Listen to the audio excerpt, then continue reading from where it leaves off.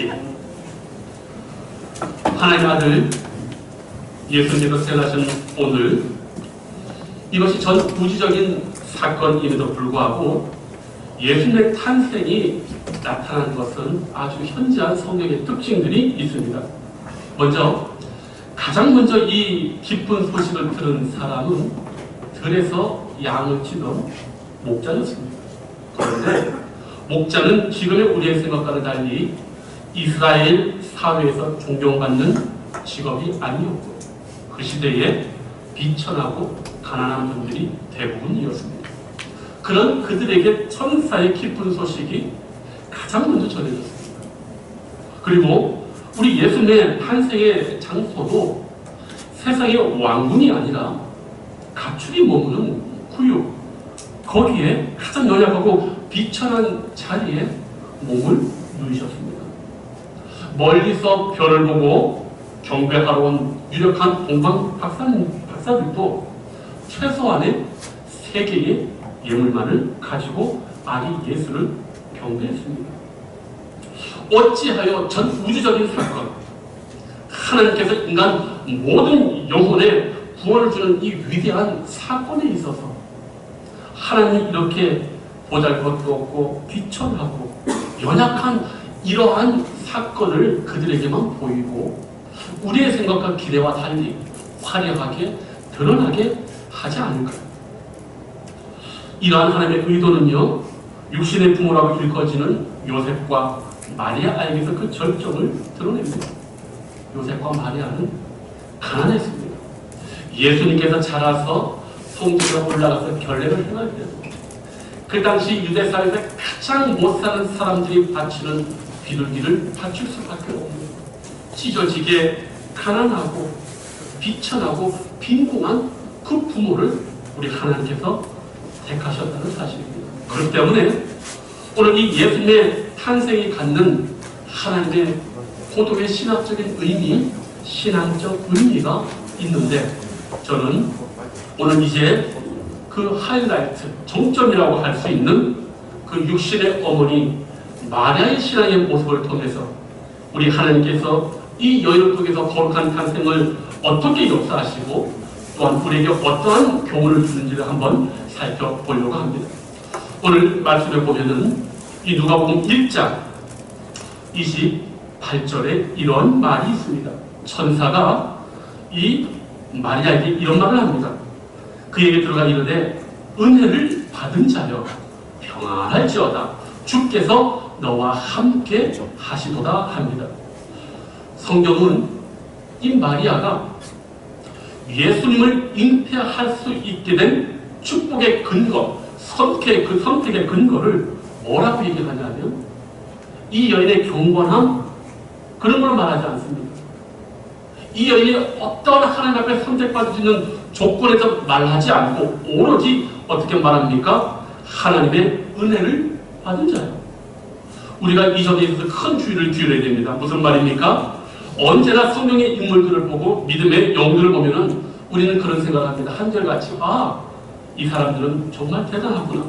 역시 성경에 올려질 만큼, 그 이름이 올려질 만큼 대단한 사람들일 거라고 생각하는 경향이 있습니다. 그런 사람들에 비해 볼 때 나와는 전혀 다른 사람일 거라고 생각하고, 하나님께 선택받고 하나님께서 큰 일을 하시려고 맡기는 사람은 뭐가 달라도 다를 것이다 라고 그렇게 생각합니다. 그러나 오늘 성경은 그러한 우리의 생각을 뒤집습니다. 비록 마리아가 경건한 처녀임에는 분명합니다. 마리아는 여성으로서는 최고의 복된 축복인 예수 그리스도를 잉태하게 되었지만 그 조건과 이유가 결코 마리아 자신의 선함과 무죄함과 경건에 있지 않다고 말하고 있습니다. 오직 은혜를 받은 자여라고 성경이 말하고 있습니다. 은혜라는 얘기는요, 성경에 쓰일 때 조건에 부적합한 자가 하나님의 긍휼하심과 사랑을 받을 때 사용하는 겁니다.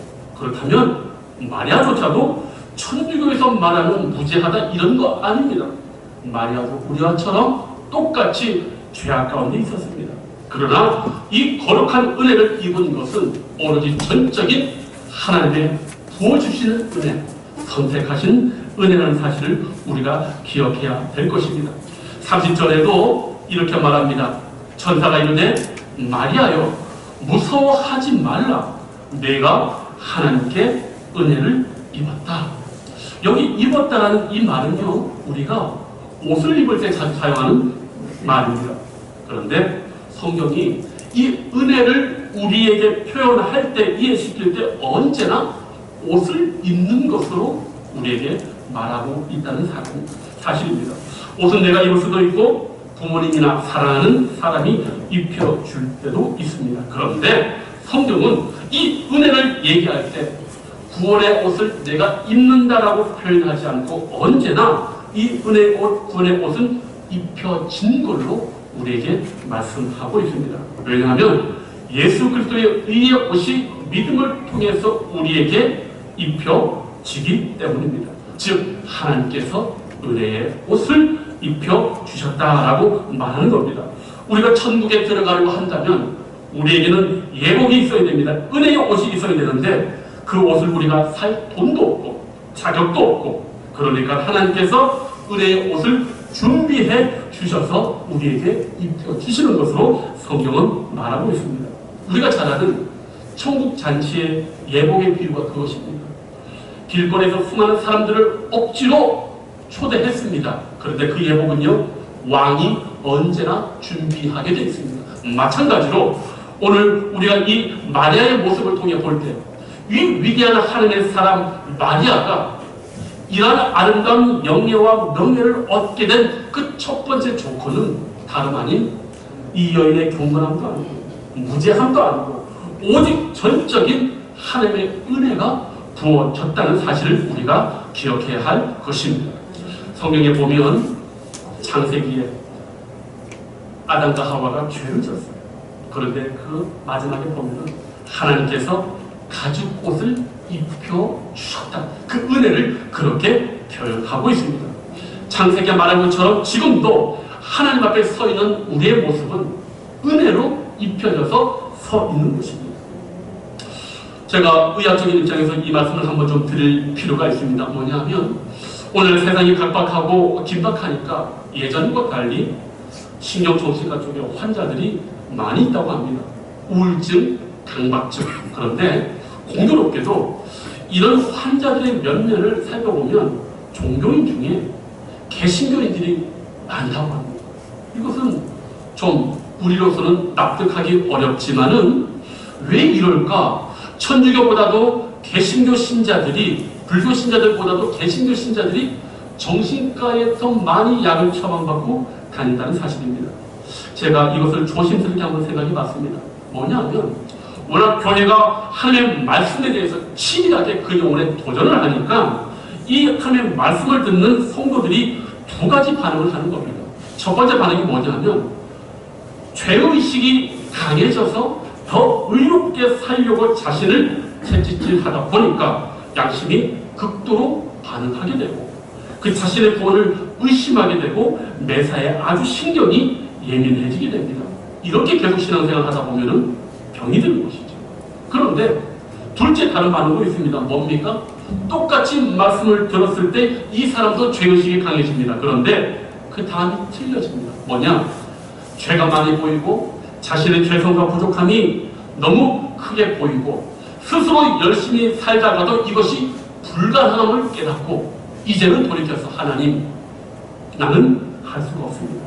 나는 하나님의 은혜가 필요합니다라고 이렇게 돌이켜야 되는데 대부분의 사람들이 여기로 오지 않고 더욱더 자신을 채찍질하기 때문에 그러한 안 좋은 결과로 넘어간다고 저는 보아집니다.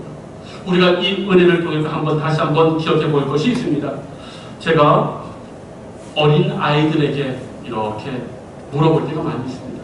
뭐냐면 너희들 죄를 안 짓는 시간이 하루에 한 얼마나 되냐? 라고 물어보면 어떤 애들은요 1시간도 나오고 10분도 나오고 하루도 나옵니다. 그래서 물어봅니다. 오늘 밤 너 죽으면 천국 갈 수 있겠냐? 라고 물어보면 아이들이 고민을 합니다. 막 생각을 해요. 내가 오늘 착하게 살았나? 죄 안 짓고 살았나? 근데 아이들이 아주 오해를 하고 있는 것이죠. 우리가 천국에 갈 수 있는 것은 내가 죄를 짓고 안 짓는 건 문제가 아니라는 사실.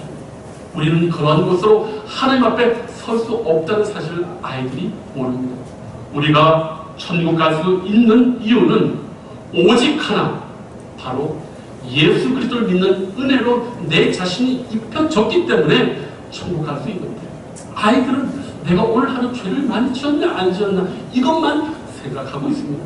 그렇지 않습니다. 사랑하는 성도님들, 오늘 이 가브리엘이 마리아에게 먼저 한 인사, 너는 하나님의 은혜를 받은 자여 은혜를 입은 자라는 이 말은 오늘 구원을 대망하는 우리에게도 동일한 말씀인 것입니다.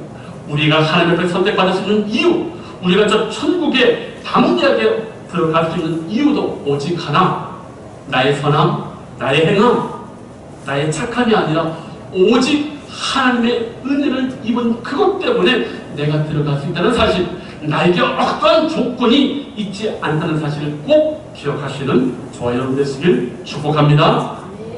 이제 이 마리아의 신앙의 두 번째 분야를 한번 살펴봅니다. 이 마리아가 이 말을 듣게 되었을 때에 이것이 작은 이야기가 아니죠. 아니, 이스라엘이 지금까지 기다려왔던 메시아, 전 세계의 온 인류, 이스라엘 전체를 구속할 수 있는 메시아 하나님의 아들을 잉태케 한다는 이 말이 이 여인이 받아들이기에 얼마나 컸겠습니까? 그런데 지금 이 마리아의 나이를 유추해 보면 보통 이때 당시에 이 유대의 여인들이 정원 약혼을 할 때가 13살입니다. 그러니까 지금 이제 이 수태 고지를 받게 되는 이 여인의 나이는 14살에서 15살 정도가 되겠습니다. 그리고 아이를 출생했을 때는 16, 많아야 17입니다. 지금 저기 우리 청소년부 저 어린 아이들을 보시면 어떻습니까? 어리잖아요. 그런데 이 엄청난 이 말씀을 저 어린 나이와 같은 마리아가 지금 듣고 있는 겁니다. 이것은 대단히 감당하기 어려운 말입니다. 그런데 이 마리아가 어떻게 고백합니까? 38절에 이런 말이 있습니다. 마리아가 이르되 주의 여종이오니 말씀대로 내게 이루어지이다. 여기 주의 여종이오니 이 말씀이 얼마나 큰 함을 가지고 있습니까? 사실 사도 바울은 로마서에서 자기 자신을 표현할 때 가장 먼저 나는 예수 그리스도의 종이다라고 먼저 이야기를 합니다. 사실 사도 바울에게 있어 이 종이라는 단어, 신약의 우리에게서 이 종이라는 단어는 정말 가장 보배로운 단어이기도 하지만 우리가 아주 거칠게 우리 마음속에 거부되는 단어이기도 합니다.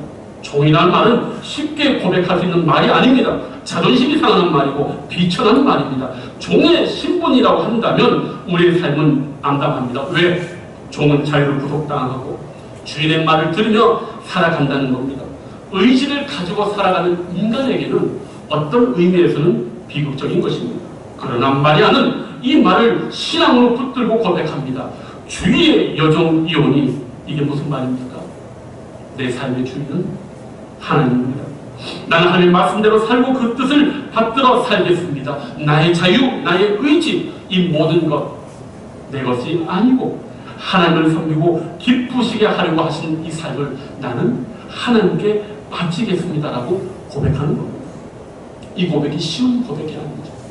바로 이런 마음의 자세, 이런 경건한 신앙의 자세가 있었기에 또 하나님의 은혜가 이 여인에게 임했던 것입니다. 우리들 각자는 소원이 있습니다.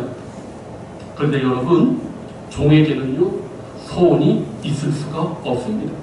만약 소원이 있다고 한다면 주인이 원하는 것을 대신 이루어 드리라는 소원, 그것밖에 없는 겁니다. 오늘 세상은 말합니다. 네 스스로가 인생의 주인이 되라라고 얘기합니다. 네가 원하는 것을 이 땅 가운데 이루며 살라고 하고 많은 사람들에게 존경을 받으라고 세상은 여전히 우리를 그런 식으로 광고합니다. 그러나 마리아는 그것을 거부합니다. 내 인생에 이룰 것, 그런 거 의미 없다. 나는 오로지 내 주인 대신 하나님 말씀이 이루어지고 그분의 뜻을 이루는 것으로 나는 내 인생을 바치겠다라고 고백하는 것이 바로 나는 주의 여종이오니라는 그런 고백인 것입니다. 오늘 하나님 앞에 살아갈 때에 이 고백이 얼마나 중요합니까? 우리가 죄악 가운데 있을 때 우리가 왜 범죄합니까? 내가 내 삶의 주인이라는 생각 때문에 범죄하는 거고, 내가 왜 우리 가까운 하나님의 사람들에게 상처를 줍니까? 그 사람이 하나님의 사람인 걸 모르고 내가 막 대하는 겁니다. 나에게 하나님이 주인이라는 사실을 알고 있다면 우리는 겸비하게 되고 경건하게 됩니다. 그런데 이 마리아, 15살 정도 된 이 마리아, 그 삶을 주장하는 신앙의 고정적인 생각은 언제나 나는 주님의 여종이다라는 생각인 것입니다. 제가 지나간 시절 한 15살 된 그 애완견을 키울 때가 있었습니다. 쉽지 않것인데 제가 이 동물을 키우면서 참 많은 것을 깨달았어요. 집에 들어가면요, 이 아이가 벌써 주인의 발소리를 듣고 좋아하고 너무너무 좋아해요. 제가 이 애완견을 키우면서 뭘 느꼈냐고 하니 시편 말씀에 여호와를 기뻐하는 것이 뭘까를 이 애완견 키우면서 제가 깨달았습니다. 자신의 기쁨의 전부를 주인에게 주는 것이에요. 자신의 삶의 존재의 목적과 근거와 이유를 자기 자신에게 두는 것이 아니라 주인에게 두는 것이에요. 그래서 그 주인이 왔을 때에 너무너무 기뻐하는 그 모습을 보면서 여호와를 기뻐하는 게 이런 것일 수가 있겠구나라는 생각을 해봤습니다. 그리고 제가 비록 남자이지만 하나님 앞에 정결한 신부로서 우리 하나님께서 나의 어떤 모습을 가장 좋아하실까라는 것을 묵상해 볼 때가 있는데, 그때 제가 드는 생각이 바로 이겁니다. 하나님 앞에 이 마리아처럼 말씀 앞에 언제나 하나님 앞에 여종의 모습으로 서 있는 것이 하나님 앞에 가장 아름다운 것이 아닐까. 아시다시피 저희 형제가 3명이 있습니다. 그런데 저희 어머님이 3며느리를 이렇게 드렸지만은 별로 그렇게 다들 마음에 들어 하시는 것 같지 않아요. 그런데도 저희 어머님께서 한 며느리를 대고 이렇게 칭찬하시는 경우가 있어요. 근데 저희 어머님께서 며느리를 칭찬할 때 최고의 그 찬사가 뭐냐면은 누구누구 엄마는 천상 여자다, 이런 말을 많이 써요. 우리 여성분들은 아실 거예요. 그 천상 여자라는 말이 무슨 말이냐면 딴 게 아니에요. 정말 부모와 남편에 대해서 순종의 모습, 여인으로서의 그 순종의 모습을 보일 때 제가 보니까 그런 모습인 것 같은데, 아마 이 주의 여종이라는 이 모습이 바로 그런 모습이 아닐까라는 생각을 듣습니다. 마리아가 이 엄청난 소식을 가브리엘에게 듣고 너무나 놀라운 이야기지만 거부할 수도 이야기이지만 그러나 고백합니다. 나는 하나님의 말씀 앞에 언제나 믿음으로 순종하는 주의 여종입니다 라고 하는 이 고백이 오늘 이 성탄을 맞는 이 위대한 탄생의 역사를 맞이하게 된 그 마리아의 신앙의 중요한 신비고 우리에게 교훈이 아닌가라는 생각을 해봅니다. 그렇기 때문에 이 말씀을 듣는 우리도 정말 신앙의 최고의 가치를 무엇에 둘 것인가, 언제나 하나님 앞에 겸비하고 나는 하나님의 종입니다라고 고백할 수 있는 그런 은혜가 우리 사랑하는 성도님들에게 있길 축복합니다. 이 말씀은 이것으로 끝나지 않고 정말 우리에게 가장 크게 와닿는 그 말씀이 다음에 있습니다. 주의 여종이오니 말씀대로 내게 이루어지이다. 만약 이 고백은 좀 더 쉽게 얘기하자면 어떤 고백입니까? 내가 죽을 각오가 돼 있다는 말이에요. 말씀대로 이루어진다면 이제까지 창세 이래로 한 번도 있지 않은 동정녀가 남자와 동침하지 않고 임신을 하게 되는 예외 없는 이 일에 대해서 지금 말의 이 고백은 죽기를 고백하고 다짐한 겁니다. 왜? 예외가 없습니다. 구약시대에 죽은 사람은 살아난 적이 많이 있어요. 그러나 처녀가 홀로 잉태한 것은 예외가 없기 때문에 보수적이고 강경한 이 유대 사회에서 거의 90% 이상은 이 여인은 돌에 맞아 죽는다고 보시면 됩니다. 만약에 이 말, 주의 여정연이 말씀대로 내게 이루어지리라. 내가 사람들의 몰 이해 속에서 내가 돌에 맞아 죽을 수 있을지언정 말씀대로 내게 이루어지는 것을 하나님 저는 믿음으로 받아들이겠습니다라고 말하는 겁니다. 이 고백이 쉬운 고백이 아닙니다. 마리아의 이 고백이 왜 위대하냐 하면 구약과 신약을 통틀어서 하나님께서 어떠한 사명과 어떤 메시지를 주었을 때 마리아처럼 한 번에 순종한 예가 없습니다. 모세가 하나님의 소명의 역사를 받았을 때에 그가 얼마나 거부를 많이 했습니까? 예레미야는 어땠습니까? 예레미야는 못한다고 했습니다. 요나는 어땠습니까? 다시스로 도망하는 배를 탔습니다. 성령이 위대하다고 불려지는 하나님의 남자들이 위대한 사역자들은 이런 하나님의 메시지가 왔을 때 다 거부하고 다 도망가고 다 거절했습니다. 그런데 오직 유일하게 마리아만이 자신의 생명을 두고 그 자리에서 사실 순종했습니다. 이것이 얼마나 위대한지 모릅니다. 그렇기 때문에 이것의 위대함을 알고 카톨릭이 너무 과도하게 마리아를 숭배하지만 마리아의 이 고백, 15살의 나이로 이 위대한 고백을 순종으로 했다는 사실만큼은 우리가 정말 두고두고 이 위대한 이 마리아의 신앙을 다시 한번 곱씹어야 됩니다. 마리아가 이 고백을 했지만요, 두려움이 있었어요. 아무 생각 없이 고백한 것이 아닙니다. 읽지 않았지만 39절 이후에는 누구에게 달려가냐면 엘리사벳에게 달려갑니다. 왜? 60km 떨어져 있는 엘리사벳에게 가서 이것을 나누고 싶은 거예요. 너무 두려우니까.